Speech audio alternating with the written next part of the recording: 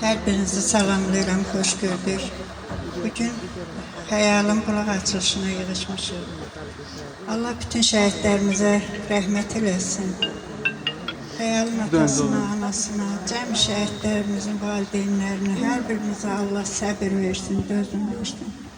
Allah qazilərimizə də can sağlığı versin. Sağ olun.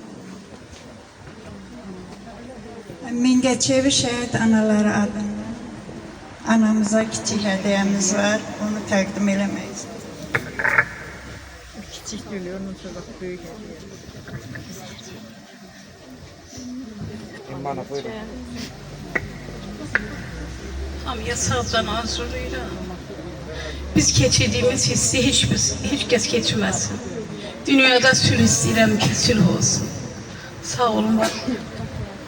Allah bütün şəhidlərimizin ruhunu şad eləsin. Sona bacı, Xeyrullah qardaş, qızımız, sizə çoxlu səbir diləyirəm və bu bulağı ərsəyə gətirən Vüsal müəllimə də təşəkkür edirəm. Hər zaman şəhid ailələrinin yanındadır. Cavid müəllim sizə də.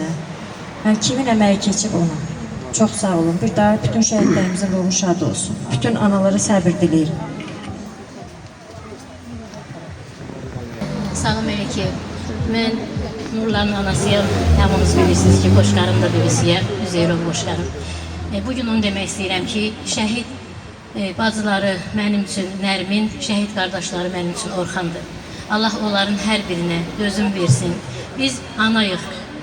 Necə yaralanmışıq, hamımız bilirik. Amma onlar da bir cürə yaralanır.